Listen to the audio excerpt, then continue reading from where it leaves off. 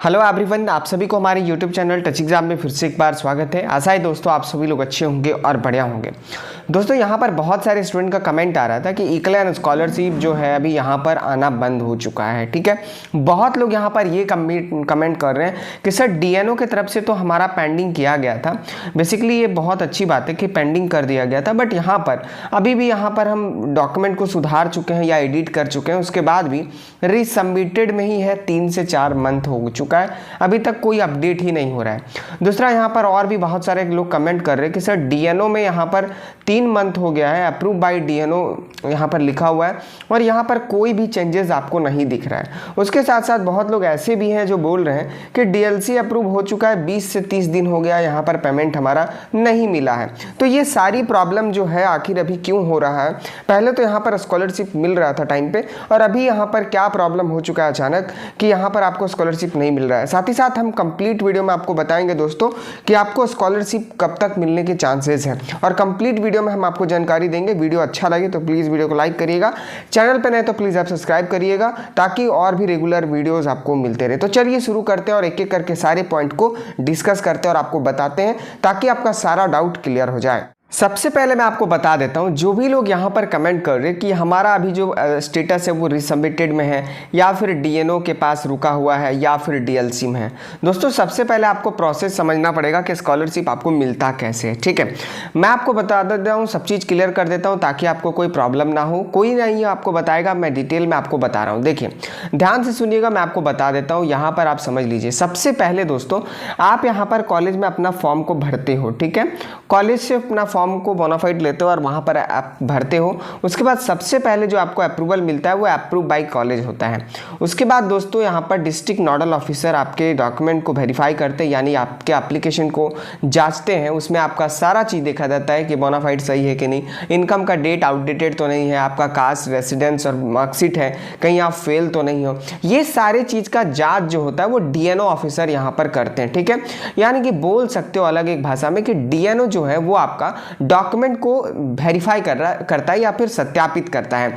उसके बाद आपका नेक्स्ट जो प्रोसेस है वो डीएलसी, डिस्ट्रिक्ट लेवल कमेटी के पास आ जाता है। दोस्तों यहाँ पर बेसिकली ये देखा जाता है कि आपका बैंक से आधार कार्ड लिंक है या नहीं है। ठीक है, यानी कि आपका जो आधार कार्ड है वो कहीं ना कहीं बैंक से कनेक्ट है कि नहीं। क्लियर है? जैसे कि मैं बता देता हूँ, आपका पैसा जो मिलता है दोस्तों वो आपका डीबीटी के माध्यम से मिलता है, यानी कि डायरेक्ट बेनिफिशियरी ट्रांसफर के माध्यम से। तो यहाँ पर आपके डायरेक्ट बैंक अकाउंट में पैसे नहीं दिए जाते हैं, आधार कार्ड में आपका पैसा को क्रेडिट किया जाता है और उसके थ्रू एक प्रोसेस है जो कि डीबीटी कहलाता है और डायरेक्ट बेनिफिशियरी ट्रांसफर। उसके बाद ही आपके बैंक खाते पे यहाँ पर अकाउंट में पैसे आते हैं। ठीक है, उसके बाद एक और प्रोसेस होता है डीएलसी के बाद, final approve by A officer. ठीक है, तो उसके बाद ही आपके खाते पे पैसा यहाँ पर आता है अगर आपके बैंक अकाउंट से आधार कार्ड लिंक है तो। ठीक है, और अगर लिंक नहीं होता है दोस्तों तो आपका डीएलसी में ही रुक जाता है सिस्टम से, या तो फिर फाइनल ए होने के बाद भी बहुत लोगों को पैसा नहीं मिलता है। तो ये चीज़ आपको तो पता चल गया होगा दोस्तों कि यहाँ पर अप्रूवल का प्रोसेस क्या है। सबसे पहले कॉलेज से अप्रूव होता है,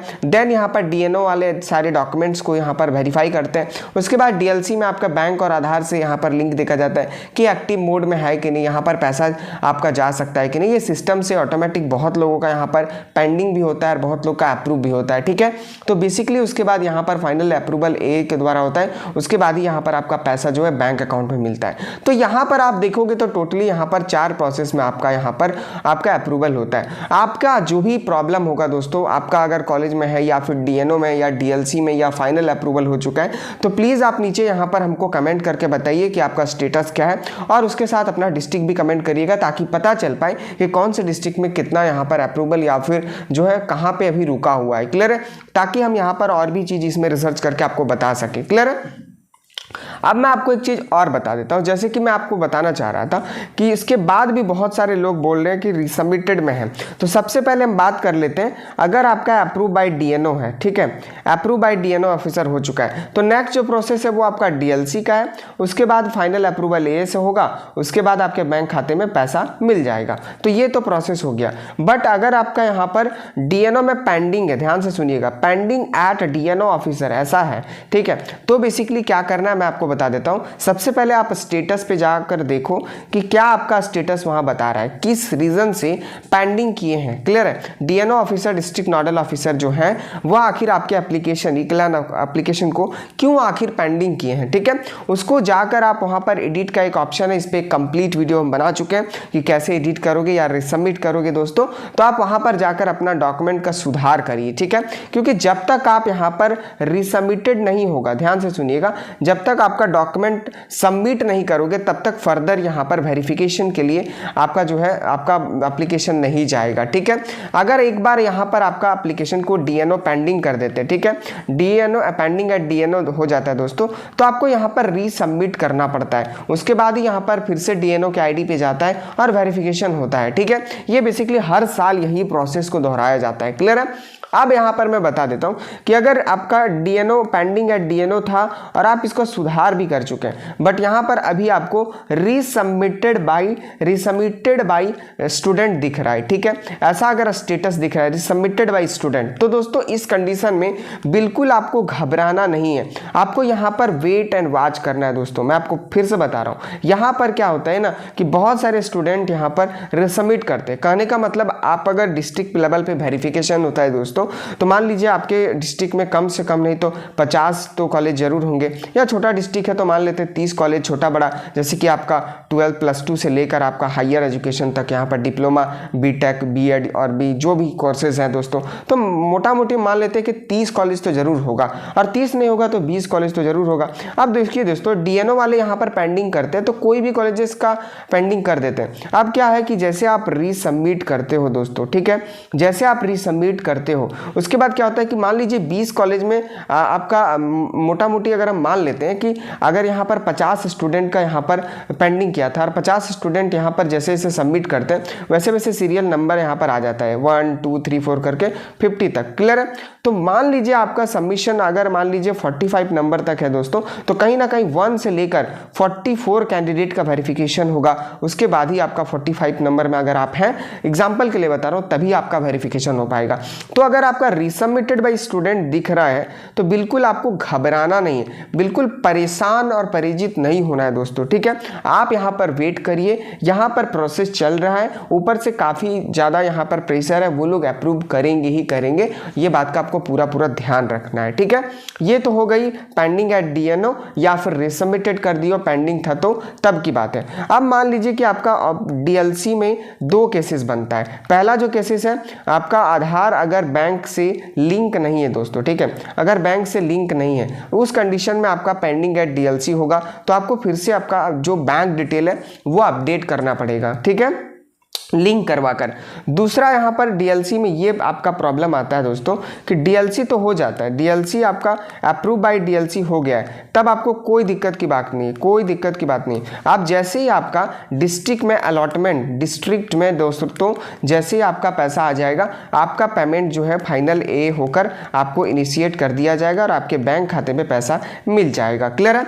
अब हम अगर बात कर लेते हैं बजट क्या हो, देखिए बजट ये है दोस्तों कि आपके जो इक्लान रांची से आपका पैसा आता है तो आपके डिस्ट्रिक्ट में ट्रांसफर किया जाता है और डिस्ट्रिक्ट वाइज सभी स्टूडेंट को बैंक खाते में दिया जाता है, ठीक है। अगर डिस्ट्रिक्ट में फंड ही नहीं रहेगा तो आपको कहां से प्रोवाइड कर पाएंगे, पैसा ही नहीं रहेगा तो बेसिकली यहां पर अभी मैं बात करूं तो सारे डिस्ट्रिक्ट में दोस्तों फंड यहां पर अवेलेबल है, ठीक है।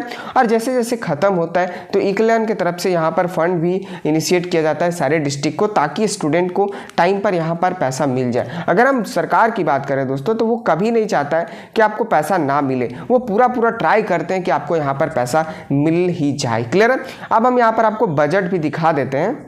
अब यहाँ पर देखिए हम आपको एकेडमिक ईयर और उसके साथ साथ जो डिस्ट्रिक्ट है उसका बजट भी दिखा देते हैं, ठीक है। ये आपका पोस्ट मैट्रिक का बजट है दोस्तों, जो कि आप लोग का स्कॉलरशिप का ही होता है। क्लियर है। हम यहाँ पर एकेडमिक ईयर 23-24 सेलेक्ट कर लेते हैं, उसके बाद हम डिस्ट्रिक्ट सेलेक्ट कर लेते हैं। मान लीजिए हम यहाँ पर सेलेक्ट कर लेते हैं हजारीबाग। क्लियर है। एग्जाम्पल के लिए हम यहाँ पर कैप्चा आपको डाल देते हैं, क्योंकि आपको हमको दिखाना है कि कैसे यहाँ पर अभी देखिए आप लोग को घबराना नहीं, आपको पैसा 100% यहाँ पर मिल ही जाएगा। क्लियर है। आप यहाँ पर देख सकते हैं, मैं आपको लॉगिन इन करके दिखा देता हूँ ताकि क्लियर हो जाए सारी चीज़ें। जैसे हम यहाँ पर कैप्चा डालकर एकेडमिक ईयर सेलेक्ट कर लिए, क्योंकि स्कॉलरशिप जो आपका अभी नहीं आया है वो कहीं ना कहीं 23-24 का नहीं आया है। क्लियर है? अगर आप हजारीबाग डिस्ट्रिक्ट से हैं दोस्तों तो आप यहाँ पर देख सकते हैं। क्लियर है? ध्यान से देखिएगा, मैं आपको समझा दे रहा हूँ। इसी तरह से कोई भी डिस्ट्रिक्ट आप चेक कर सकते हो। जैसे कि पोस्ट मैट्रिक बजट है रिपोर्ट एकेडमिक ईयर 23 से 24 का। क्लियर है? यहाँ पर देखिए SC कैटेगरी का है, यहाँ पर ST कैटेगरी का है, उसके साथ साथ यहाँ पर आप देखोगे BC कैटेगरी बैकवर्ड क्लास का। ठीक है? SC ST BC तीनों का है यहाँ पर अगर आप देखोगे दोस्तों तो SC कैटेगरी का 23-24 में 2 बार बजट आया है, जो कि आप यहाँ पर देख सकते हो। एक बार 23/4/24 को और 5/8/24 को। क्लियर है? यहाँ पर टोटल अमाउंट जो सैंक्शन हुआ था इस बजट में यहाँ पर लिखा हुआ है, और इस बजट में जो सैंक्शन अमाउंट है यहाँ पर लिखा हुआ है। टोटल बजट को मिलाकर यहाँ पर देखिए डिस्ट्रिक्ट में इतना अमाउंट आपका SC कैटेगरी का हो चुका है। क्लियर है? उसमें से यहाँ पर आप देख सकते हो दोस्तों ध्यान से, ये जो कॉलम है वो रिलीज्ड अमाउंट का कॉलम है, यानी कि इतना पैसा जो अभी बैंक खाते में स्टूडेंट को भेज दिया गया, यानी कितना पैसा खर्च हो चुका है। अब यहाँ पर पैसा कितना बचा हुआ है, तो यहाँ पर बैलेंस अमाउंट जो आपको दिख रहा है दोस्तों, यहाँ पर देखिए टोटल SC कैटेगरी का जो पैसा है वो यहाँ पर आपको दिख रहा है कि यहाँ पर जो इतना पैसा बचा हुआ है, अगर आप ये अमाउंट और ये अमाउंट को ऐड करोगे खर्च हुए अमाउंट से दोस्तों, तो आपको बचा हुआ अमाउंट यहाँ पर शेष मिल जाएगा। यहाँ पर अगर आप देखोगे SC कैटेगरी का यहाँ पर हजारीबाग डिस्ट्रिक्ट में दोस्तों, तो लगभग यहाँ पर 12,02,85,340 रुपए बचे हुए हैं, यानी कि SC कैटेगरी के जो भी स्टूडेंट हैं उन लोग को चिंता करने की कोई बात नहीं, यहाँ पर पैसा आपका पूरी तरह से बचा हुआ है डिस्ट्रिक्ट में। अब यहाँ पर जैसे ही आपका अप्रूवल होता है दोस्तों, तभी ना आपको पैसा दिया जा सकता है, बिना अप्रूवल का आपको पैसा नहीं मिल सकता, ये बात ध्यान रखिए। जब तक आपका फाइनल DLC की तरफ से अप्रूव नहीं मिल जाता है, ये अप्रूवल नहीं होता, तब तक आपके खाते में पैसा नहीं मिलता है। तो बिल्कुल आपको यहाँ पर वेट करना है, घबराना नहीं है, आपको पैसा मिलेगा ही। और टोटल नंबर ऑफ बेनिफिशियरीज की बात करें, जो कि यहाँ पर जो अमाउंट खर्च हुआ है, यहाँ पर आप देख सकते हैं ये अमाउंट जो खर्च हुआ है, यहाँ पर 4,930 अमाउंट जो विद्यार्थी उन लोग में यहाँ पर खर्च हुआ है, तो नंबर ऑफ बेनिफिशियरी दिया हुआ है।